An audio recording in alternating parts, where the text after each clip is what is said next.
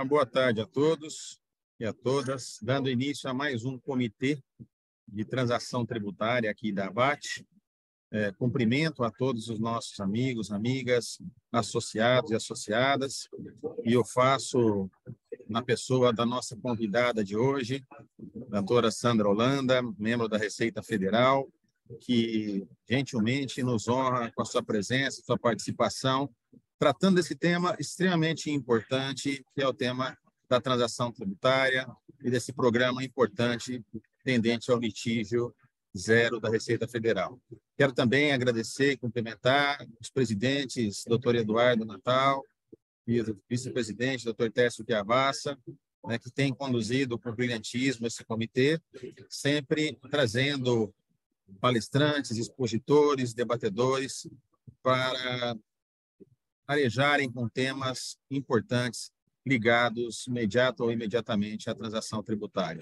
Esse tema que tem trazido, sem dúvida nenhuma, uma repercussão enorme na sociedade, junto aos contribuintes, uma repercussão enorme junto aos nossos associados e com a finalidade maior de buscar aquilo que tanto se defende, a pacificação tributária. A doutora Sandra vai poder trazer um pouco de elementos para nós aqui hoje, mostrando até que ponto nós estamos caminhando nesse sentido, qual é a bússola que a Receita Federal traz e, logicamente, nós ainda estamos iniciando, outros convidados estão chegando também, mas, em homenagem à pontualidade, vamos iniciando, então, aqui o nosso evento. Eu passo, então, a palavra ao nosso presidente, doutor Eduardo Natal, e depois ao doutor Tércio, para que eles possam, inclusive, fazer a apresentação formal da doutora Sandra Holanda, registrando mais uma vez, em nome da ABAT, todos os meus agradecimentos à doutora Sandra pela sua gentil e honrosa participação e com a certeza de que nós teremos aqui hoje uma exposição brilhante e um debate profícuo. Então, desejando uma boa tarde a todos, um bom evento. Eduardo, a palavra. Obrigado, Halley. Agradeço também a você, a ABAT, que sempre é muito atenta ao que mais de mais importante acontece no cenário tributário brasileiro, né? Desde esse início de ano aqui, um ano bastante movimentado no cenário tributário, e uma das iniciativas do novo governo foi a criação ou a implantação do programa Litígio Zero, que será objeto de exposição e debates da doutora Sandra, até porque, como havíamos conversado quando chegamos a fazer o convite para a doutora Sandra, que gentilmente aqui está para nos brindar com a apresentação e também com a possibilidade de saneamento de dúvidas, esse programa termina daqui a mais ou menos 10 dias, então há, nesse momento final, vamos assim dizer, do programa, um maior fluxo de dúvidas e de contribuintes interessados em eventualmente aderir ao programa, e tem, sem dúvida alguma, algumas possibilidades interessantes aí, que diga respeito até a utilização de prejuízo fiscal e base negativa de contribuição social, dentre outros aspectos. Então, vamos ouvir a doutora Sandra, mas antes de ouvi-la, eu gostaria também de passar a palavra para um cumprimento do doutor Tércio Chiavassa, que é meu par aqui no comando do nosso Comitê de Transação Tributária já há alguns anos, e essa parceria que tanto tem dado certo, tanto com relação ao comitê, como em relação também a outras atividades da ABAT. Então, cumprimento a todos e a todas pela participação nesse evento de hoje. Passo a palavra para o Tércio, para que ele possa fazer comentários iniciais e depois a gente segue com a apresentação da doutora Sandra Holanda. Um abraço, Tércio. Boa tarde, é um prazer estar aqui hoje com todos vocês para ouvirmos um pouco mais da experiência que o tema tem trazido. A doutora Sandra, que certamente enriquecerá muito essa nossa discussão. Acho que as dúvidas estão surgindo, o prazo final está se aproximando. Acho que o que todos nós aqui mais queremos é ouvir hoje a doutora Sandra, também agradecendo e parabenizando a ABAT por mais esse evento na pessoa do Rabi. Muito obrigado, doutora Sandra. Por favor, fique à vontade. A ideia é fazer algo bastante informal para que a gente possa esclarecer ao máximo aqui todas as dúvidas que estão no ar e que ainda surgirem. Muito obrigado pela sua participação. A Receita Federal tem sido, nesse aspecto, muito solícita aos nossos pedidos e é muito importante essa participação conjunta, até para tornar mais eficaz todos esses mecanismos de transação que têm aparecido agora e possibilitado a quitação de uma forma mais vantajosa, o que é um benefício para a sociedade e também, obviamente, para o governo. Muito obrigado pela participação, doutora Sandra. Muito obrigada, boa tarde a todos. Eu começo agradecendo à Associação Brasileira de Advocacia Tributária pela construção desse evento de extrema importância, e saúdo, né, a todos os presentes nesta sala e os que estão nos ouvindo, na pessoa do presidente Alley, na pessoa do presidente Eduardo Natal e vice-presidente Técio.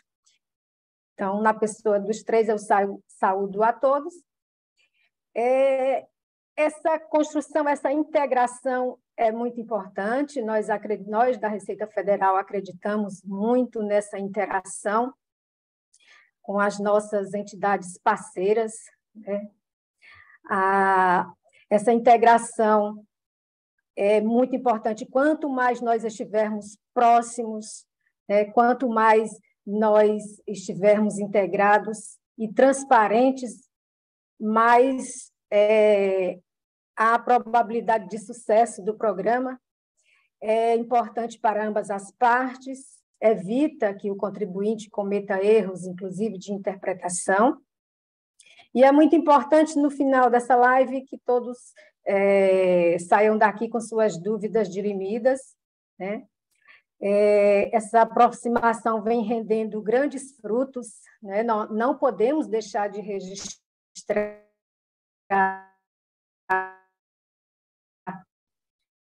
o apoio no episódio do Receita Federal, e que foi muito importante o apoio de todos os parceiros, mostraram sua força junto ao Congresso, defendendo a transação na Receita Federal. E aqui eu abro um parêntese, né, para enfatizar a importância da transação no início do crédito tributário, que é como acontece no mundo, né, principalmente os países da OCDE, os descontos que os contribuintes têm direito nas transações é bem próximo do fato gerador, é bem próximo do lançamento do crédito tributário, e não no final, né? E aí a gente evita a litigiosidade, que é o nome, inclusive, deste programa, né? Litígio zero. Importante para o Estado a transação ser no início do lançamento, porque há um fluxo de caixa mais rápido para o Estado, importante para o contribuinte que se livra de uma dívida com descontos, né? E é importante para evitar, como falei, a litigiosidade e também a questão da judicialização. Então, todos ganham quando a transação está ali, próximo do lançamento, né? E é assim, como falei, que ocorre no mundo inteiro. Quando vocês se observarem as administrações tributárias do resto do mundo, quando o contribuinte entra para litigar, ele já perde aí os descontos. Ele ainda pode até fazer transação, mas perde muito os descontos. Inclusive, algumas administrações tributárias já concedem desconto antes mesmo do lançamento no bojo da ação fiscal. Então, o Brasil colocar a transação para o final deste processo de cobrança, que é quando o débito é escrito, está realmente indo de encontro às melhores práticas internacionais, né? Bom, o programa de redução de litigiosidade fiscal, como os senhores sabem, ele vem dentro de um escopo bem mais amplo do governo federal, né? De manter aí um pacote de medidas, né, de recuperação fiscal, anunciado, né, foi anunciado pelo nosso ministro Haddad, e dentro da Receita Federal do Brasil, este programa tem dois braços, que é o que eu vou apresentar aqui hoje, né? Um dos braços, né, é o programa de redução de litigiosidade fiscal que eu vou apresentar, que é a possibilidade de transação dos créditos tributários que estão no nosso contencioso administrativo fiscal. E o outro braço é a questão da autorregularização. Mas eu vou discorrer sobre isso detalhadamente no decorrer de uma apresentação que eu vou tentar compartilhar com vocês para a questão da gente ser mais objetivo. Vamos ver se a gente consegue. Pronto, já chegou aí? Perfeito. Só falando um pouco dos objetivos deste programa, né, eu até já pincelei, que é prover o estado de recursos, né, que é reduzir também a litigiosidade, que é de extrema importância. Para nós, da Receita Federal, com a redução de um estoque que está no CARF, na DRJ, significa uma melhor gestão da nossa carteira de crédito fiscal, de crédito tributário, com a celeridade, né, dos nossos processos de julgamento. E aí a gente mantém o foco exatamente naqueles casos que realmente merecem uma atenção especial. Também um dos objetivos do programa, e não menos importante, é facilitar para o contribuinte, ao reduzir a sua dívida ou até mesmo extinguir a sua dívida, ter aí maior possibilidade, né, de tocar o seu barco, maior possibilidade de livrar-se da sua dívida, isso mantendo, né, o emprego, né, e a fonte produtora, que é um dos nossos grandes objetivos. Bom, em relação ao programa de litigiosidade fiscal, eu vou tentar passar. Só uma breve retrospectiva. Essa breve retrospectiva eu vou comentar de uma forma muito breve, e aí, se depois tiverem dúvidas, os senhores vão me fazer depois da apresentação, mas, de uma forma muito breve, eu vou apresentar o que temos hoje na Receita Federal em termos de transação, e aí eu não estou falando de litígio zero, estou falando das modalidades existentes. Hoje está em vigor a transação individual, tanto por proposta do contribuinte como por proposta da própria RFB, né? Também o edital 1 e o edital 2, né? O edital 1 trata de crédito irrecuperáveis. Como eu falei, eu não vou, né, me ater nos critérios, nos descontos, eu vou deixar essa apresentação para os senhores. Eu acho que o tempo é muito curto, mas é só para mostrar que nós temos essas outras modalidades, além do programa Litígio Zero.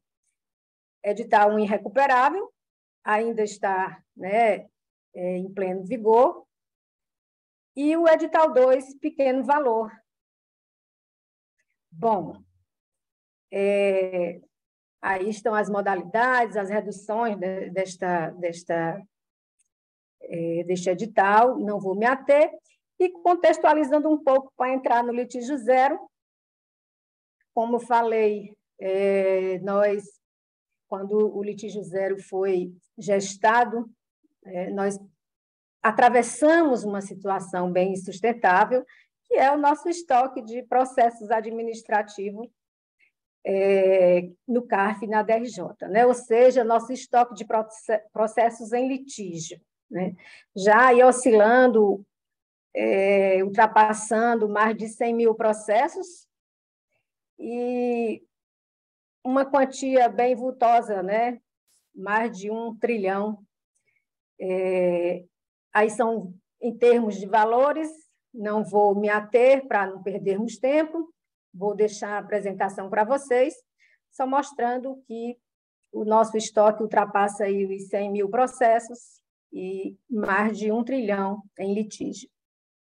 Bom, Adentrando no programa Litígio Zero, propriamente dito, como falei, no âmbito da Receita, é um pacote de medida de recuperação fiscal bem mais amplo, mas dentro da Receita Federal envolve esses dois braços, que é a transação dos nossos processos em litígio no CARF ou na DRJ e a questão da autorregularização, que é a possibilidade de o contribuinte ainda, né, no âmbito da ação fiscal, antes do lançamento, ação fiscal iniciada até 12 de janeiro, e aí, por coincidência, a data do meu aniversário, é só uma brincadeira para quebrar o gelo. Então, essa possibilidade de o contribuinte, né, se autorregularizar antes mesmo da dívida ser constituída. E aí muitos podem se perguntar, mas isso é vantajoso? Nós vamos já ver, tá certo? Mas mostrando que dentro da Receita Federal, o programa Litígio Zero envolve esses dois braços. Bom, objetivos, eu já dei uma pincelada, e aqui o programa, a legislação, né, correlata aos dois braços do programa. O programa de transação regulamentado pela portaria conjunta PGFN 1 de 23, enquanto que a autorregularização AIN 2130. Bom, aqui eu quero fazer um parêntese, antes de entrar propriamente no programa Litígio Zero, do caminho do débito ou do crédito para nós, né? Por que eu trago essa tela? Por que eu desenhei? Eu tenho feito muitas lives e eu sei que não é aqui esse público, mas quando isso vai, né, para um público em geral, eu digo que o objeto do programa são os nossos processos em litígio. Logo em seguida vem a pergunta: eu tenho débito parcelado, entra no programa? Eu tenho débito devedor, entra no programa? Está lá na cobrança, entra no programa? Então, eu desenhei o caminho, né, do crédito tributário para facilitar, não para os senhores, que eu sei que os senhores entendem, mas aqui numa rápida pincelada, quando há o auto de infração com o lançamento do crédito tributário, o contribuinte pode pagar ou parcelar. Aqui eu tenho a extinção do crédito, aqui eu tenho a suspensão. Mas vai que ele resolve nem pagar e nem parcelar. Então, eu não reconheço essa dívida, ou eu reconheço só em parte, eu vou discutir. Eu vou entrar com recurso, eu vou impugnar. Então, o caminho é esse. Discussão, DRJ-CARF. Mas o contribuinte pode não fazer nada, nem pagar, nem parcelar, e nem entrar com uma discussão administrativa, né? Nem recorrer. Não fez nada. Aí esse débito vai para a cobrança administrativa, a Receita ouvida seus esforços para cobrar esse débito, terminando o prazo não sendo, não obtendo êxito, ela escreve em dívida ativa da União. E aí vai para outro órgão, né? Sai da administração da Receita Federal do Brasil e esse crédito vai para a administração da PGFN.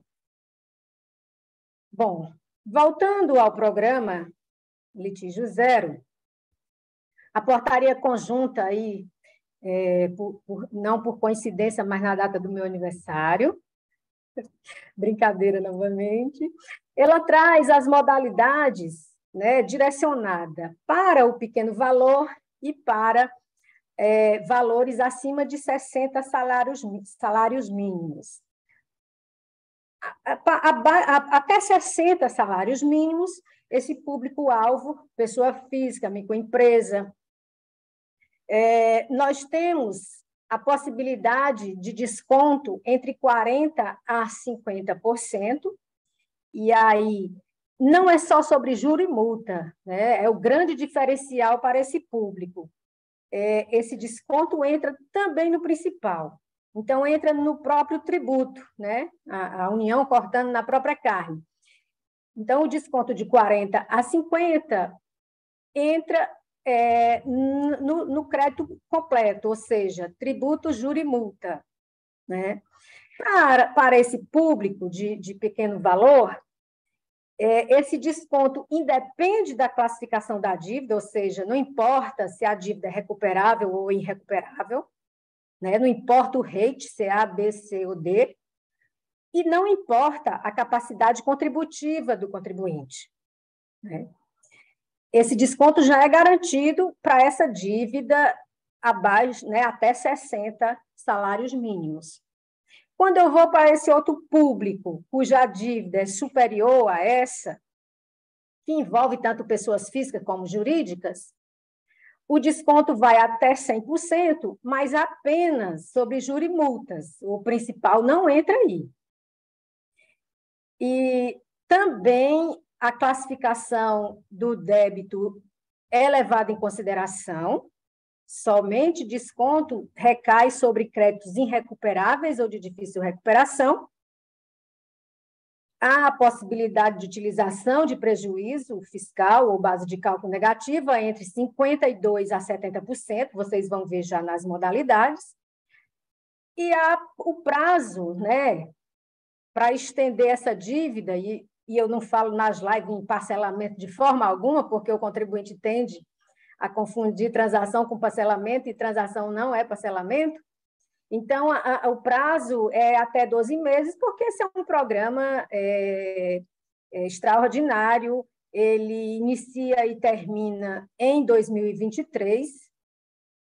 Um dos objetivos é exatamente o que eu falei, né, é trazer recursos de uma forma fluida e rápida para a União.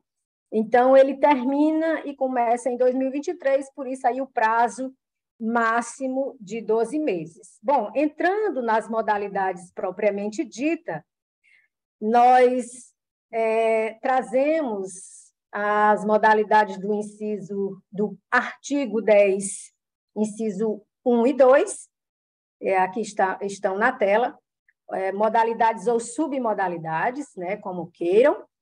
A primeira, direcionada, né, a do artigo 10, inciso 1, direcionada aos créditos irrecuperáveis ou de difícil recuperação. E aí nós temos a possibilidade de redução de juros e multas até 100%, mais limitado a 65% do valor total do crédito tributário.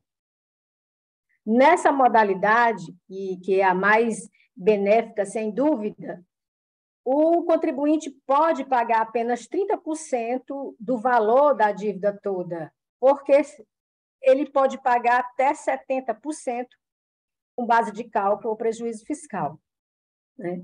E essa possibilidade de pagar os 30% em dinheiro, ele ainda pode dividir em 9 parcelas, né? Então, realmente é uma modalidade bem chamativa, né, bem vantajosa para o contribuinte que tem esse tipo de crédito irrecuperável ou de difícil recuperação na composição de sua dívida. Bom, o inciso 10.2, ele traz a questão dos créditos de alta e média recuperação. Não ficaram de fora do programa, né? Isso é que é bacana. A empresa tem crédito de alta e média recuperação, mas ela vai ter vantagem mesmo assim, ela só não vai ter redução de juro e multa, porque nós não podemos conceder redução de juro e multa em cima desse tipo de crédito. Mas a empresa tem a possibilidade de quitar essa dívida pagando apenas 48% em dinheiro. Os 52%, ela pode quitar com prejuízo ou base de cálculo negativa, né? E esses 48% que ela vai desembolsar, ela ainda pode dividir em 9 prestações. Bom, aí estão as duas submodalidades do artigo 11 né? Inciso 1 e 2.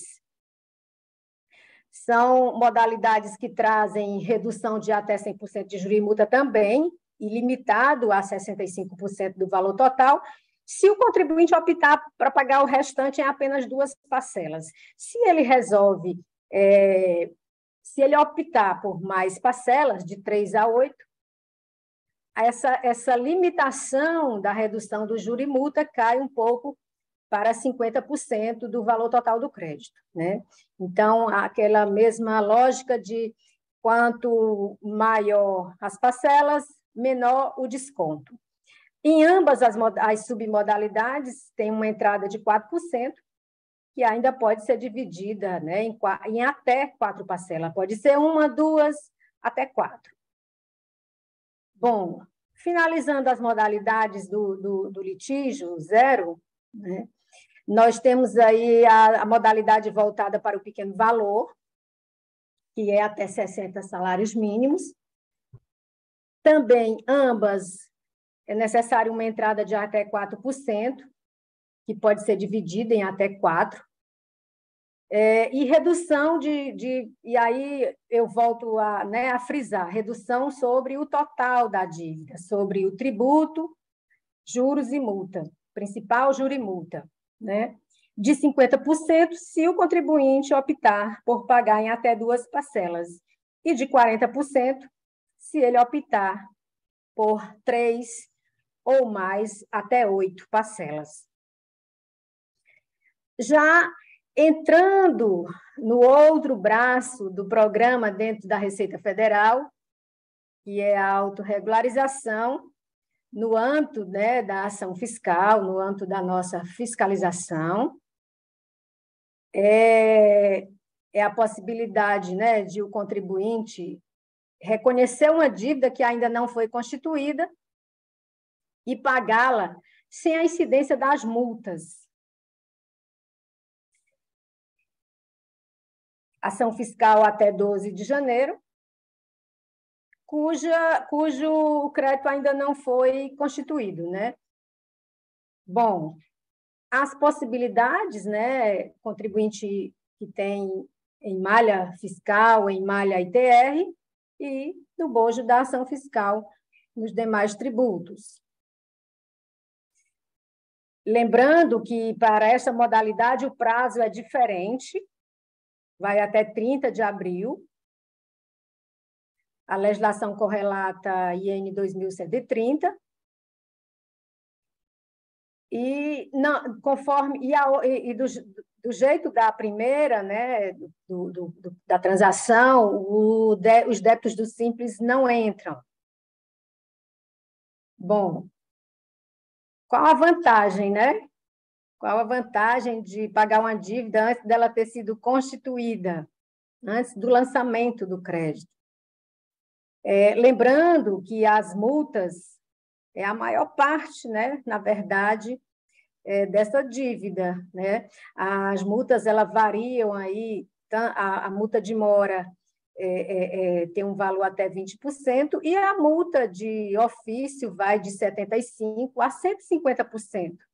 Então, aí a grande vantagem de o contribuinte que teve uma ação fiscal iniciada até 12 de janeiro, reconhecer a dívida, encaminhar, né, a retificar as declarações e pagar o débito sem a incidência dessas multas, que é a maior parte do crédito, como falei. Bom, tanto a transação quanto a autorregularização, ela é feita através do nosso portal ECAC. O contribuinte abre um processo digital e acosta lá os seus documentos. Eu não vou falar desses passos, só se depois vocês estiverem em dúvida, eu posso voltar para a gente ganhar tempo aí para as discussões, tá? Como eu falei, eu vou deixar essa apresentação, e aí nós temos todo o passo a passo, como o contribuinte pode fazer lá no portal ECAC. Lembrando que a autorregularização, o contribuinte tem que retificar e transmitir todas as declarações, né, referente àquele tributo, fazer o pagamento integral do crédito, né, e juntar o processo UDARF. Essa tela é só mostrando que só entra no programa Litígio Zero o que está verde, né? Os valores em verde, que é o que está suspenso administrativamente. Ou seja, os processos que estão em CARF e DRJ. O devedor, né? Quando já está em cobrança final, parcelado, suspenso judicialmente, não entram no programa. Eu tenho repetido isso em diversas lives, porque o contribuinte confunde muito o que é contencioso administrativo fiscal, né? Eu sei que não é o caso aí dos senhores. Bom, voltando aqui, como fazer a adesão, o litígio zero, como Eduardo tinha falado, até 31 de março, ou seja, nós estamos na reta final, poucos dias de prazo para o contribuinte fazer sua adesão e alguns documentos necessários, como o pagamento da prestação inicial. Sem esse pagamento, nós não vamos sequer reconhecer o pedido, né? Então, assim, na própria portaria, inciso 5º do artigo 6º, é bem claro quando diz que, sem o recolhimento da inicial, o pedido não é reconhecido. Então, não é nem deferido, é não reconhecido e vai para o arquivo. O contribuinte pode, inclusive, fazer outro processo, entrar com outro pedido e acostar as documentações necessárias, né? Então, documento obrigatório, requerimento de adesão, né, com a modalidade que ele está escolhendo, o recolhimento da inicial, e se for usar base de cálculo e prejuízo fiscal, certificação aí do contábil, né, de contador registrado no Conselho. Os passos de como fazer a adesão, vou deixar aí com vocês.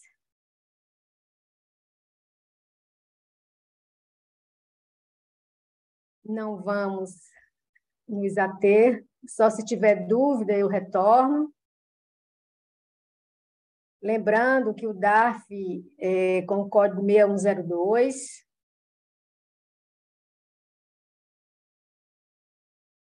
os passos da autorregularização.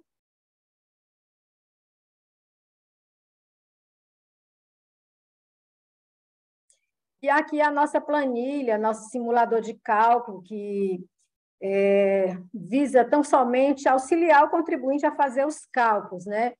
As modalidades não são tão simples assim, né? Tem um limitador de 65% ou 50%, conforme na redução de 100%. Tem o uso do prejuízo fiscal.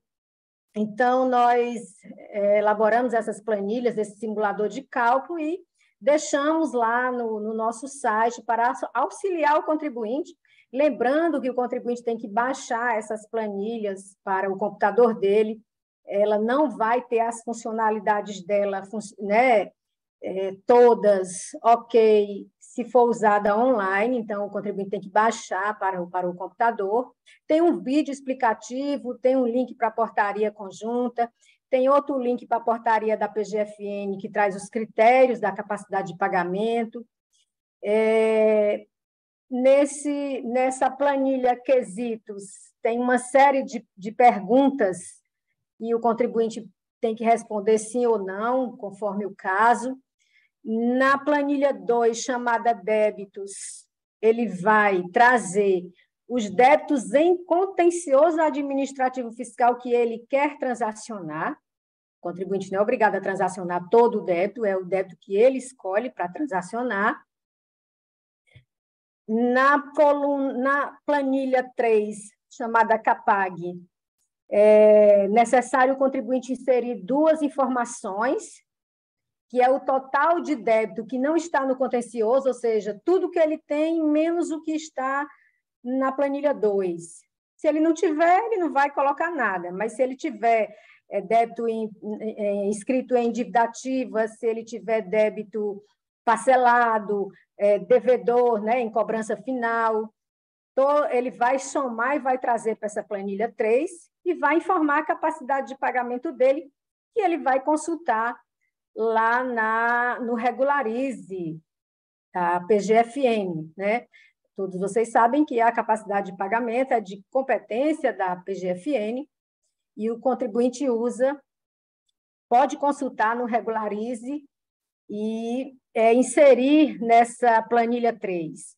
Houve um período em que nós encaminhamos, e aí eu abro um parêntese só para explicar, nós encaminhamos para o contribuinte, para a sua caixa postal, a capacidade de pagamento dele, porque o Regularize estava passando por uma reestrutura e não tinha como o contribuinte consultar no Regularize.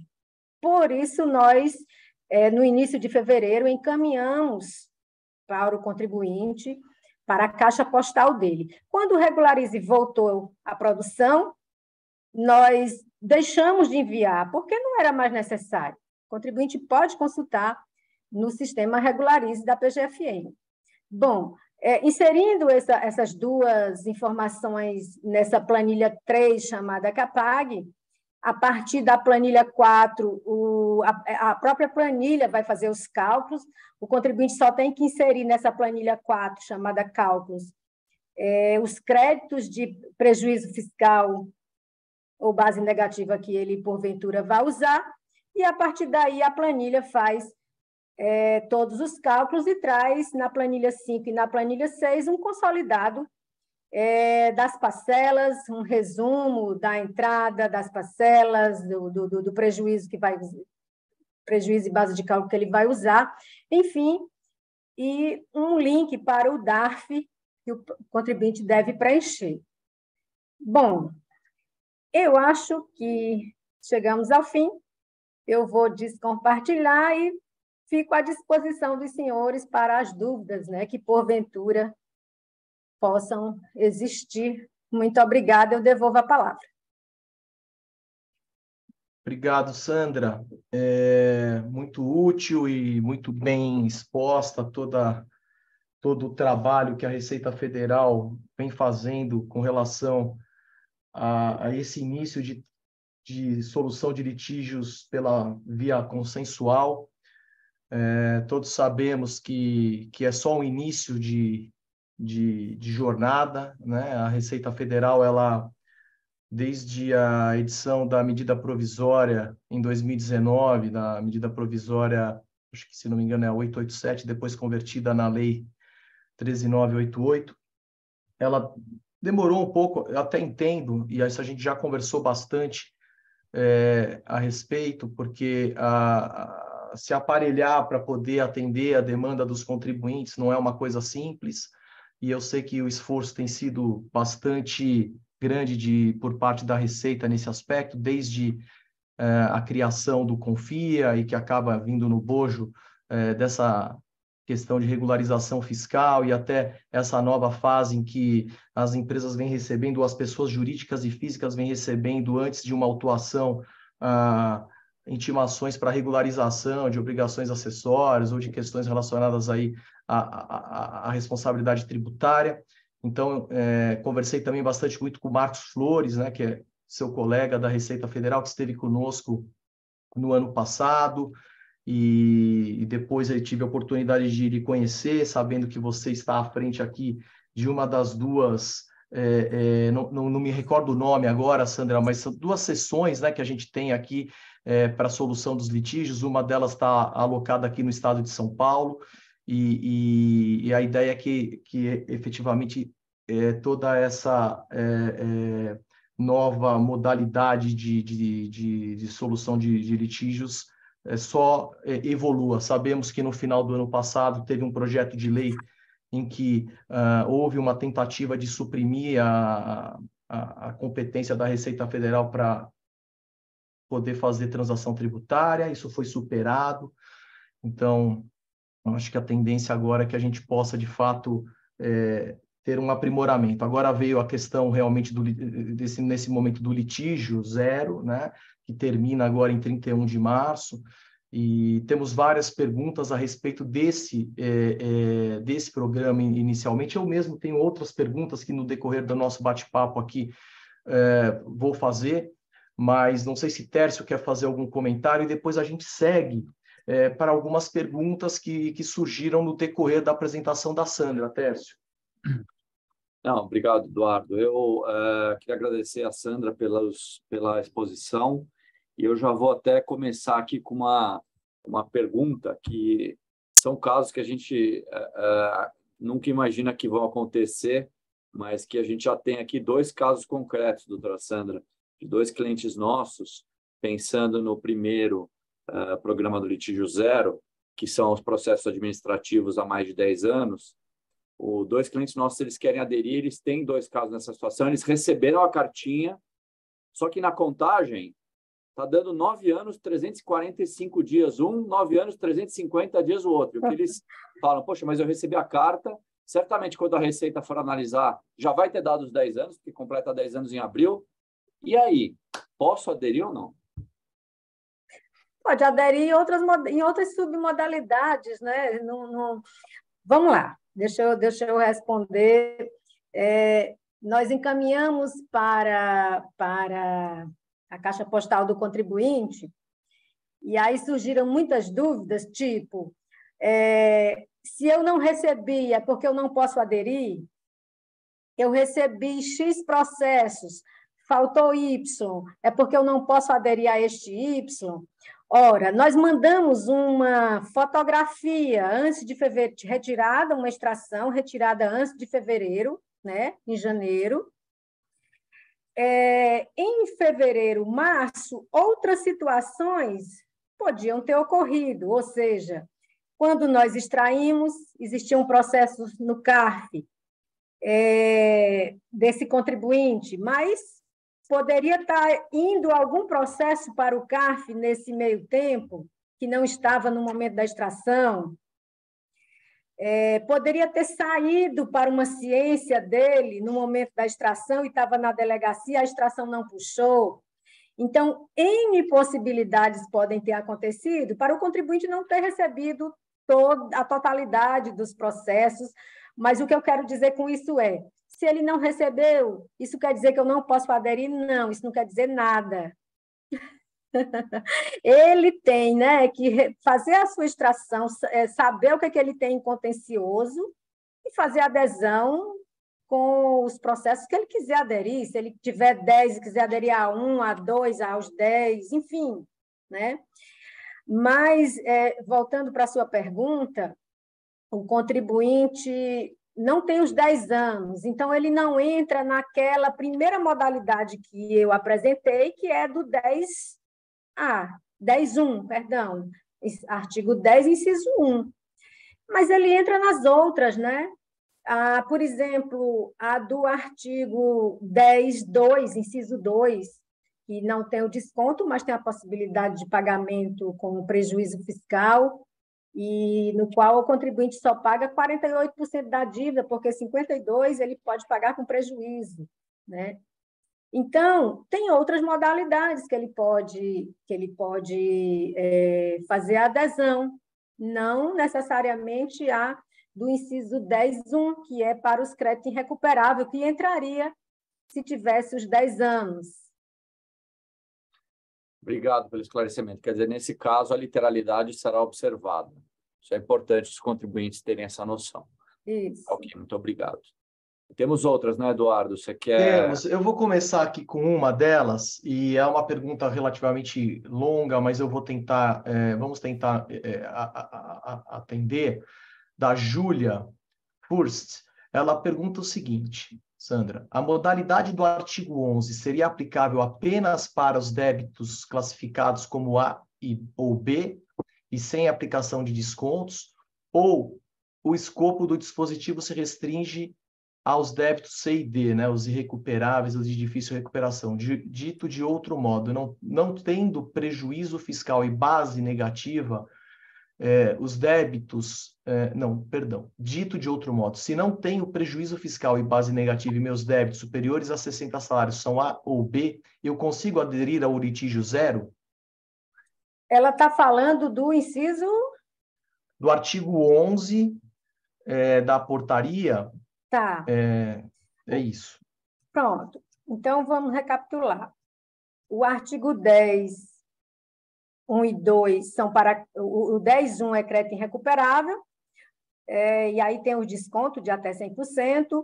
O 10.2 são para créditos recuperáveis, não tem o desconto, mas tem a possibilidade de uso, né, do prejuízo. E do artigo 11, né, não tem a possibilidade de uso de prejuízo, mas tem os descontos. Se tem desconto, né, isso é importante que fique bem claro. Se a modalidade traz desconto sobre juros e multas, é porque trata-se de crédito irrecuperável ou de difícil recuperação. No nosso jargão interno, créditos C e D. Tá? Então, não está escrito no artigo 11, foi uma omissão do artigo, mas se ele traz desconto, é importante que fique bem claro que se ele traz a possibilidade de desconto, é porque trata-se de crédito irrecuperável ou de difícil recuperação. Veja se ficou mais alguma coisa da... Se a Júlia tiver mais alguma dúvida em relação a esse ponto, a gente está aqui à disposição, ela pode, inclusive, se manifestar. Aliás, eu estimulo isso sempre aqui nos nossos comitês. Se alguém tiver interesse em fazer as perguntas, porque muitas vezes a pergunta falada, ela fica mais palatável ali para a gente ter um entendimento. Então, se alguém tiver interesse em fazer a pergunta, por favor, só levantar a mão. Se eu não respondi tudo, a Júlia, ela pode ligar aí o microfone e concluir e perguntar ainda o que ficou em dúvida. Exato. Boa tarde a todos, muito obrigada. Gostaria de parabenizar pela apresentação, foi muito esclarecedora. E a resposta também foi, assim, a dúvida ela surge num contexto de uma pessoa física com débitos superiores a 60 salários mínimos, que obviamente não tinha prejuízo fiscal, mas cujos débitos eram A ou B. Então, nesse sentido, ela recebeu o convite, né, de adesão ao litígio zero no ECAC, mas quando a gente vai verificar no caso em concreto, o programa ele não é válido para o caso desse contribuinte. Então, era isso mesmo. Muito obrigada. Porque não se enquadra no 11, né? Porque são A e B, né? E o 11 é para crédito C e D. E nem no artigo 10, porque não tem prejuízo, nem tampouco base negativa. Obrigada, Júlia, pela tua pergunta. Obrigado, Júlia. Eu tenho algumas outras perguntas mais gerais, mas eu vou seguir aqui com as do litígio zero, porque como o litígio zero vai acabar em poucos dias, eu vou dar preferência. 30 de abril apenas para os... Tem uma pergunta aqui que diz assim, 30 de abril, o prazo final apenas para o Simples Nacional, na verdade é 31, né? Posso estar enganado, Sandra, mas acho que é até 31. Perdão, 30 de abril. Abril não tem 31 dias, né? Abril tem 30 dias mesmo. Mas é 30 de abril apenas para o Simples Nacional. Na modalidade maiores de 60, continua 1º de fevereiro a 31 de março de 2023? É isso? Vamos lá, que houve uma confusão em relação à transação e à autorregularização. Uhum. A parte do programa que eu apresentei, né, dizendo que é um dos braços que está no âmbito da Receita Federal, que traz a possibilidade de transação no contencioso administrativo fiscal, e aí não tanto faz para abaixo de 60 salários mínimos como acima. Vai até o dia 31 de março, termina agora com menos de 10 dias. Uhum. Isso para o litígio zero, né, Sandra? Isso, a autorregularização no bojo da ação fiscal, antes do lançamento do crédito, é que vai até 30 de abril. Então, houve uma confusão aí em relação aos dois programas, aos dois braços do programa que estão no âmbito da Receita Federal. Uma Perfeito. coisa é a transação de crédito constituído que está em litígio no CARF ou na DRJ. E a outra é a autorregularização de um crédito que nem foi lançado ainda, que está no início da ação fiscal. Esse vai até 30 de abril. Tá claro. Então, não precisamos... bom, se alguém tiver dúvida, por favor, e o Simples não entra em nenhum dos dois, só trazendo aí a questão do Simples, né? Não é porque a gente esteja deixando o Simples de fora, é porque a questão do Simples é mais complexa, eu tenho que entrar, né, em acordo com estados e municípios. O Simples não envolve só crédito tributário da Receita, mas também, né, dos estados e dos municípios. Então, tem que fazer todo um acordo com esses entes federativos. Então, não havia tempo hábil para isso. Por isso que o Simples ficou de fora dos dois programas, mas nós estamos já tratando da questão do Simples com o comitê gestor para uma outra transação direcionada apenas para o Simples Nacional.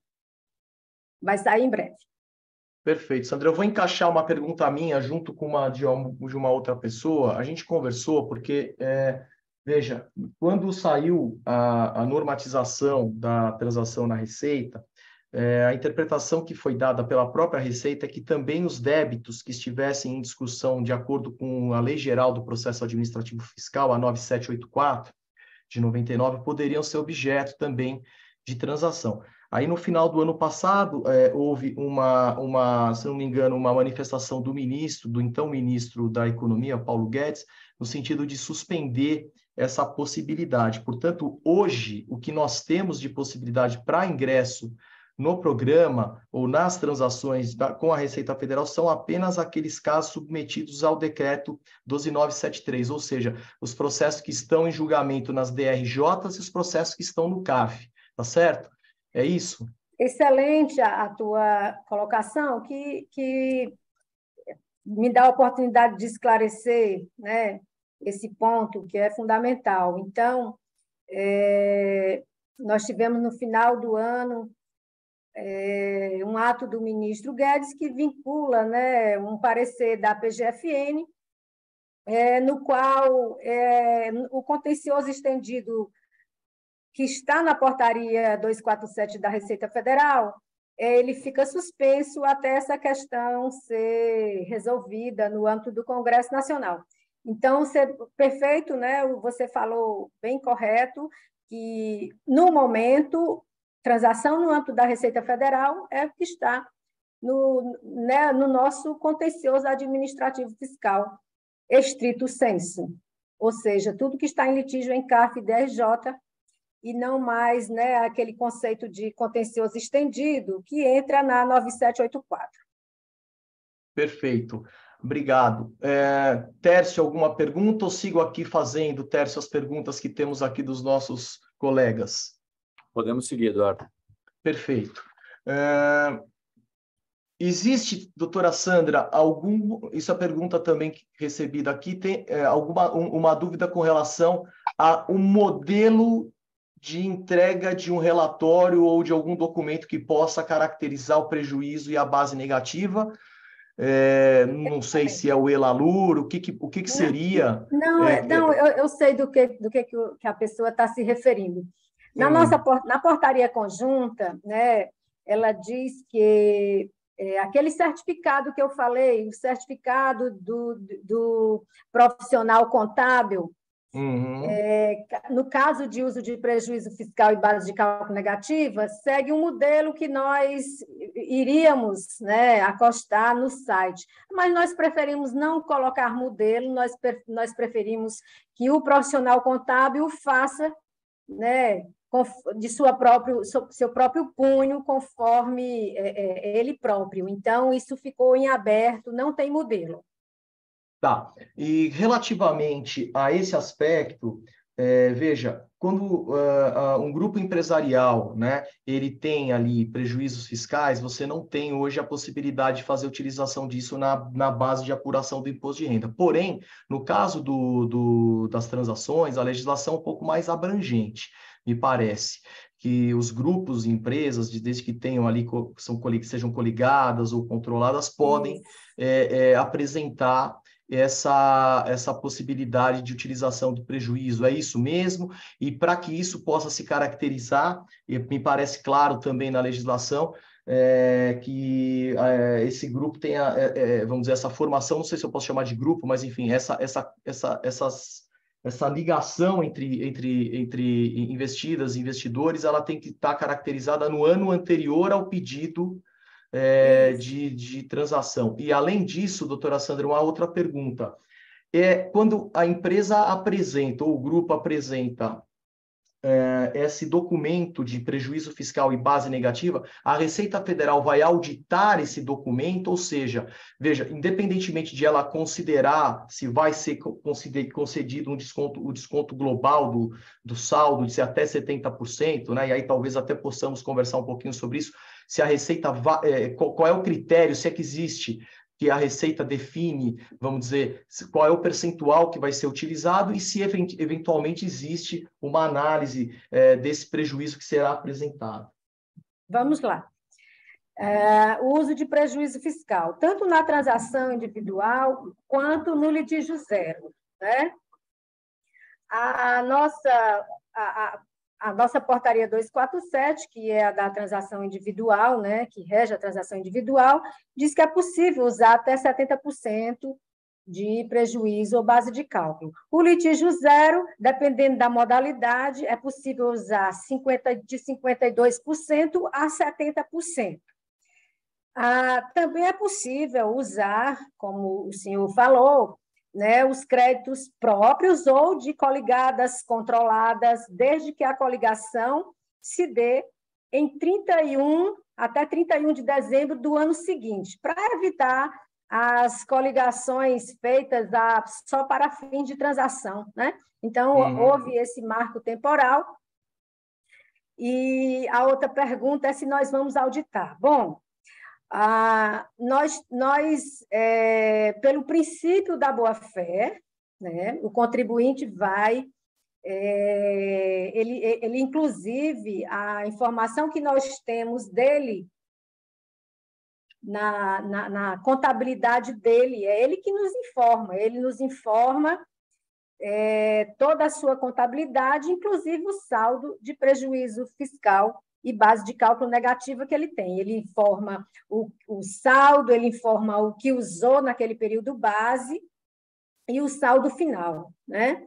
Então, em tese, pelo princípio da boa-fé, aquela informação que o contribuinte nos envia, né, nos SPEDs, na contabilidade dele, está correta. Perfeito. Além disso, nós estamos, só complementando, disso, nós estamos solicitando, né, nós estamos solicitando uma certificação de um profissional contábil, atestando que ele fez aquela contabilidade e aquela contabilidade está correta. Ou seja, nós trouxemos mais um interveniente para o caso, né, atestando a lisura daquela informação. Nós temos 5 anos para rever isso aí e analisar. No caso, se for detectado uma fraude, todos os envolvidos vão responder conforme a lei. E nós temos 5 anos para isso. Perfeito. Agradeço aí também por essa resposta. Temos algumas outras aqui, eu vou seguindo. Se alguém quiser fazer perguntas verbalmente, por favor, basta levantar a mão. A mãozinha eu acho aqui, que a digital. Júlia ainda está com a mão levantada. Eu não sei se é Júlia, outra ou se ela... você me desculpa, Júlia. Pode perguntar, então, depois eu sigo para as demais. Por gentileza, Júlia. Obrigada, pessoal. Ainda nesse tema de transferência do prejuízo fiscal, de aproveitamento do prejuízo fiscal entre empresas de um mesmo grupo, operacionalmente, para fins de adesão, como que isso funciona? Uma empresa, por exemplo, uma controlada, ela precisa transferir esse prejuízo fiscal, esses créditos, como se um ativo fosse para a sua controladora, e a controladora, que é o contribuinte do débito, vai lá e faz adesão? Ou, por exemplo, ambas as empresas do grupo teriam que fazer uma adesão conjunta ao programa na medida em que o prejuízo está sendo, entre aspas, compartilhado? Vamos lá, Júlia, que é tudo uma questão contábil, né? Primeiro, a empresa tem que usar créditos próprios. É uma regra, inclusive está na portaria. Então, se ela tem saldo de prejuízo ou base de cálculo suficiente para usar, digamos, no litígio zero, nessa modalidade que é 52%, que ela pode quitar com prejuízo, se ela tem, ela não vai usar o da coligada nem da controlada, certo? Primeiro ela vai usar o dela. E aí, ela usa e ela é obrigada a dar baixa na contabilidade dela. Ela vai registrar isso, tá? Na contabilidade. Ela vai dizer, em 2021, o meu balanço de 31 de dezembro, eu tinha 100 milhões de prejuízo e base de cálculo negativa. No litígio zero em 22, né? Digamos que ela usou a metade, ela vai dizer, né, no balanço dela, né, ela vai dizer que eu tinha 100 milhões de saldo e usei 50. Então, ela só vai ter 50. Tá certo? Quando ela usa de coligada e controlada, e aí a gente já vai passar, é contábil também, né? São balanços consolidados em que é trazido tanto a informação da coligada, como da controlada, como da empresa principal, tá bom? Então, é tudo controlado na contabilidade, do qual a gente tem acesso. Então, só para ver se eu entendi, nessa hipótese, quando eu for realizar o requerimento de adesão e apresentar a documentação comprobatória do meu saldo acumulado, eu utilizaria, por exemplo, o meu balanço consolidado para demonstrar que eu estou completando esses meus créditos com os créditos da coligada. Isso. Entendi, muito obrigada. De nada. Eu que agradeço a pergunta, né? A oportunidade aí de tirar a dúvida de outros contribuintes. Sandra, quando a gente dá entrada com o pedido no litígio zero, usando base negativa, saldo negativo e prejuízo fiscal, imediatamente após a submissão do pedido, a gente já tem geração das guias dos valores fixos. Como é que funciona? Tem que aguardar o deferimento. Como é que funciona isso? Os valores fixos que você diz é da entrada, das parcelas? Isso, exatamente. Quando isso você já é faz gerado... a simulação. Tá. Quando você faz a simulação, lá naquele nosso simulador de cálculos, doutor Eduardo, ele lhe dá, ele faz uma simulação das parcelas, né, da entrada das parcelas, levando em consideração tudo, a modalidade escolhida, o tipo de débito, a capacidade de pagamento, levando em consideração o uso de prejuízo, se foi utilizado ou não crédito de prejuízo. Então, a planilha ela leva em consideração tudo isso para fazer os cálculos da entrada das parcelas.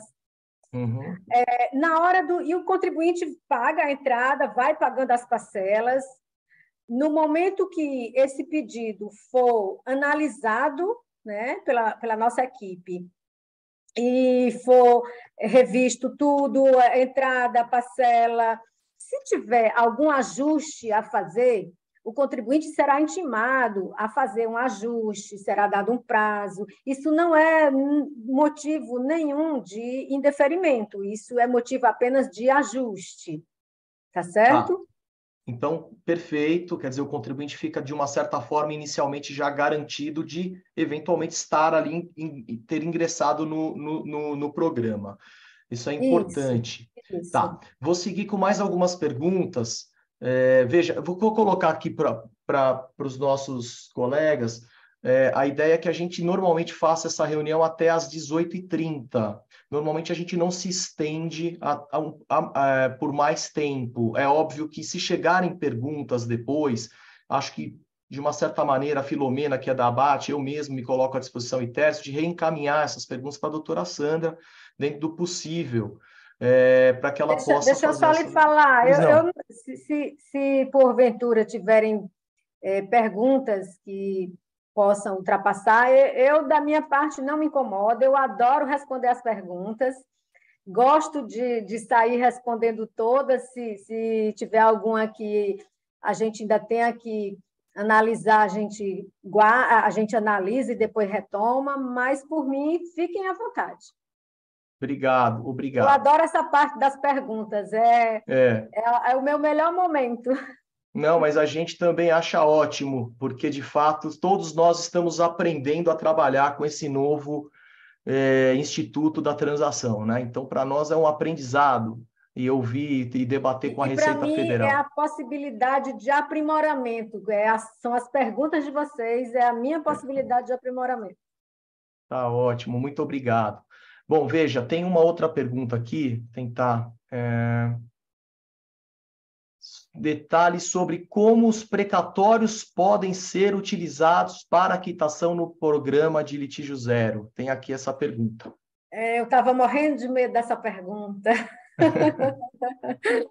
Vamos lá, né, gente? Olha, a questão dos créditos habilitados, né, líquidos e certos judicialmente, precatórios, a gente nem foi previsto na nossa planilha. Se vocês tiverem já tido a oportunidade de baixar a planilha, fazer simulações, vocês devem ter notado que não tem nenhum campo para colocar precatório, por exemplo, né? Por quê, né? Esse programa, como eu falei, é um programa extraordinário, de curtíssimo prazo, apenas 2 meses de adesão, né? Fevereiro e março, e o prazo para quitação de toda a dívida estendido, né? Se vocês notaram, as parcelas vão até 9 parcelas, exatamente para terminar em 2023. Quando eu dou a possibilidade do uso do precatório, isso já complica, isso não fica tão simples assim, porque é um caminho, né, do precatório, é um caminho já bem mais complexo. E, digamos assim, estaria meio na contramão desse programa que tem uma rapidez, uma fluidez muito grande. Mas está previsto na norma. Eu não posso tirar o direito do contribuinte em tese, né? Em tese, esse contribuinte tem esse direito, sim, e caso ele queira mesmo insistir, isso vai ser feito manualmente, ele vai ter que fazer aquela simulação que a planilha faz manualmente, né? Mas eu estou torcendo que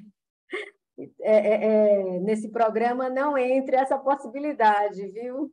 Mas é um direito que nós não podemos retirar, que está previsto tanto na Lei 13.988, está previsto na nossa portaria 247, e também está previsto na portaria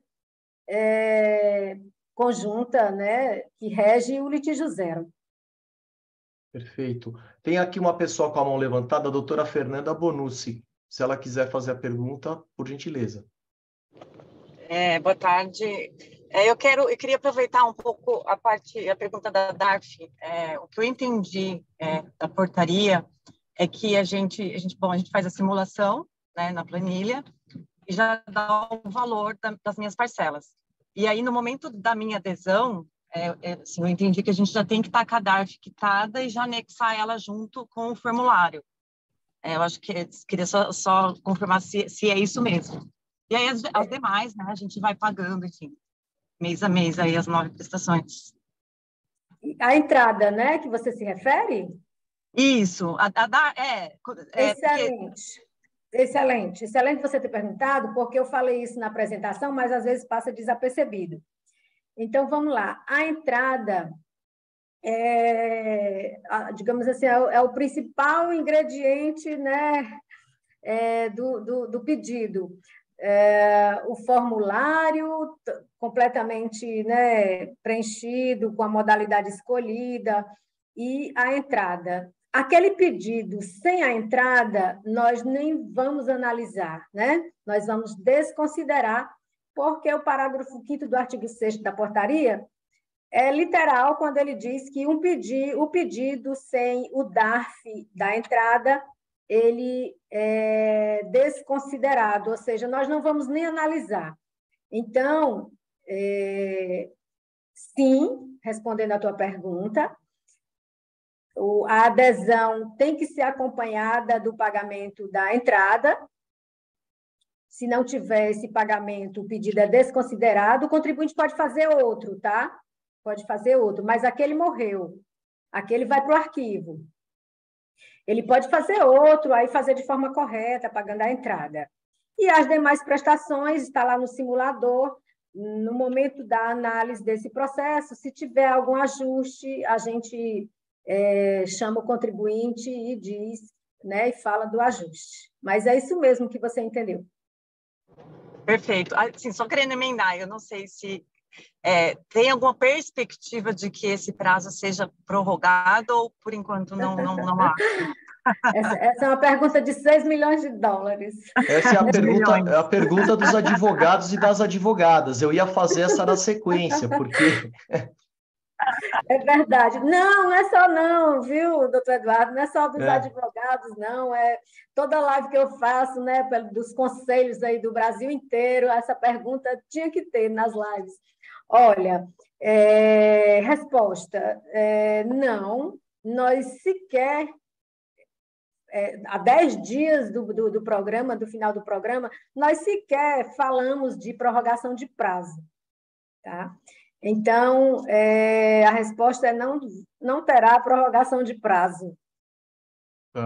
Aproveitem, né? Aproveitem aí, chamem os clientes para aderir nessas últimas 2 semanas, que o prazo termina no dia 31.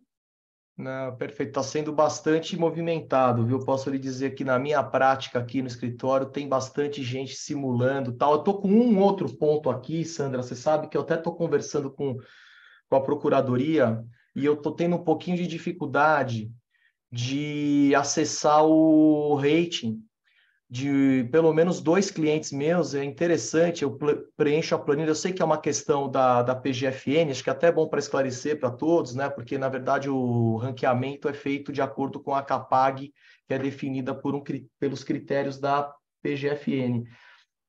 Mas isso faz toda a diferença, né? Porque se a gente não tiver a definição do rating, a gente não acessa eventualmente aos descontos. E eu não sei se Sandra, você, se me permite, né? A gente já criou esse vínculo, conseguiu acessar. Eu lembro que eu conversei antes do evento, você falou, olha, ficou muito mais fácil acessar a análise da CAPAG, porque até meados do mês passado, e eu acho que ainda hoje, pelo menos aqui no escritório a gente tem feito dessa forma, você tem que preencher uma planilha com uma série de dados financeiros e da empresa, para poder, quando é empresa, tá? Para poder ter a resposta do qual é a sua classificação. Você teria alguma novidade em relação a esse aspecto que pudesse contribuir? Porque eu, de fato, até nesses dias eu estou com uma dificuldade pontual que eu nem tenho como encaminhar para a Receita, porque, na verdade, eu preciso puxar na PGFN esse rating para poder depois preencher a planilha da Receita Federal. Vamos lá. Na PGFN, essa consulta é super simples, né? Eu sei porque já fiz essa consulta lá no Regularize. Inclusive, eu peguei as telas e fiz um passo a passo. Se você quiser, eu te mando. Uhum. Tá? Eu quero. Como se contribuinte fosse, né? Eu fiz como contribuinte. Então, a consulta é muito simples, né? A gente entra no Regularize, insere o NI, ou seja, CPF ou CNPJ, né? Eu peguei as telas e fiz um passo a passo bem pequeno. Inclusive, eu mandei para o nosso atendimento, caso um contribuinte quisesse, chegasse lá com essa dúvida de como consultar, eu mandei para o nosso atendimento, nossa rede toda de atendimento, mas eu posso te mandar por e-mail, mando pelo e-mail da Filomena. Em relação à planilha, eu não entendi. A planilha é a nossa. A gente não tem uma planilha da PGFN que a gente faz uma relação de informações e pede e submetia para a PGFN para ter de volta a capacidade de pagamento. Isso não mais é necessário, né? Tá. A PGFN está com uma nova CAPAG, né? Foi por isso que o Regularize ficou fora do ar um tempo. Até mudou o ranking, né? De várias empresas esse ranking mudou, né? Então, são critérios, né, que eles usaram lá, outros critérios, então ele puxa de DIF, enfim, tem uma série de critérios que, inclusive, no Regularize está à disposição do contribuinte, né, para ele verificar como é feita essa capacidade de pagamento. No próprio Regularize, o contribuinte vai ver a capacidade de pagamento dele em termos de valores, o contribuinte vai ver o débito dele em contencioso na Receita, os demais débitos dele, se ele tiver, né, na PGFN, se tiver, e um demonstrativo, é um pouquinho mais escondido, mas está acessível ao contribuinte, do demonstrativo de como foi feita essa capacidade de pagamento. Você não tem que informar nada, planilha nenhuma, isso é feito pelos sistemas dele, puxando os dados que existem, né, dos contribuintes, tá certo? Tá certo, eu quero até esse passo a passo, te agradeço, vai me ajudar bastante, acho que deve ajudar os colegas e depois a gente compartilha.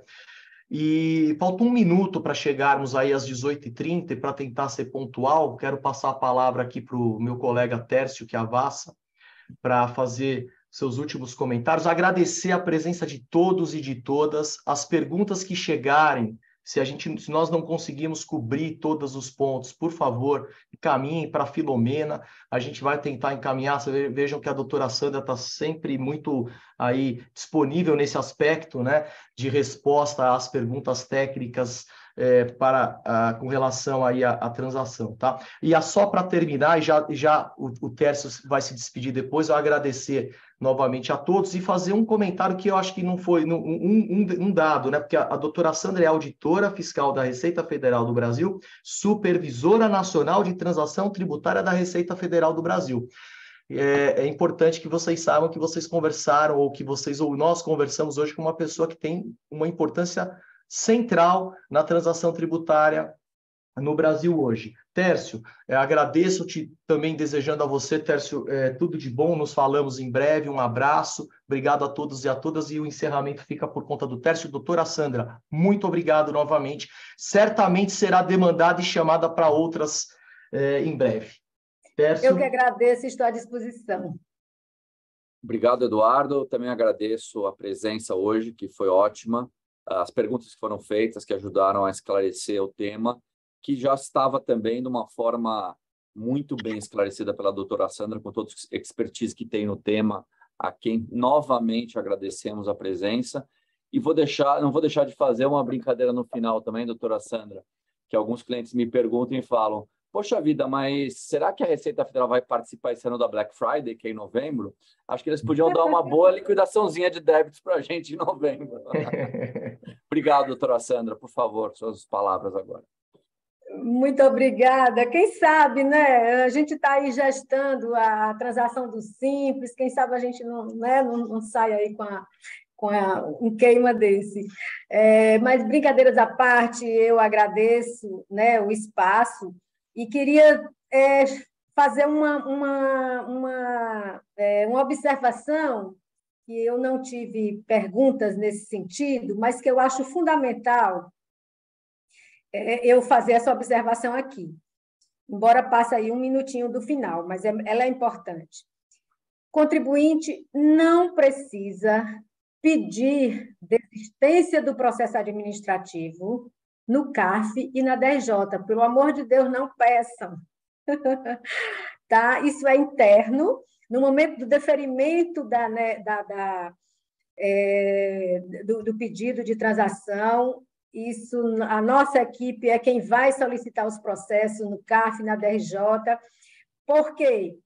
Porque pode ter N situações em que o pedido do contribuinte sequer possa ser considerado. Eu vou dar só um exemplo. O contribuinte entrou com adesão, não acostou o pagamento inicial e entrou com pedido de desistência lá no CARF.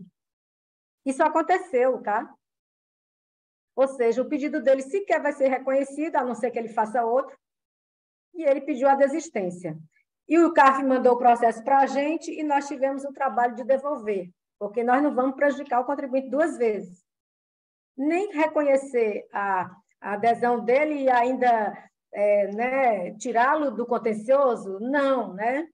O contribuinte só vai sair do contencioso quando a transação for deferida, tá certo? Então, não há que pedir a desistência em CARF ou DRJ. Muito obrigada pelo espaço, boa noite a todos, estou à disposição. Obrigado, boa noite. Obrigado, até logo.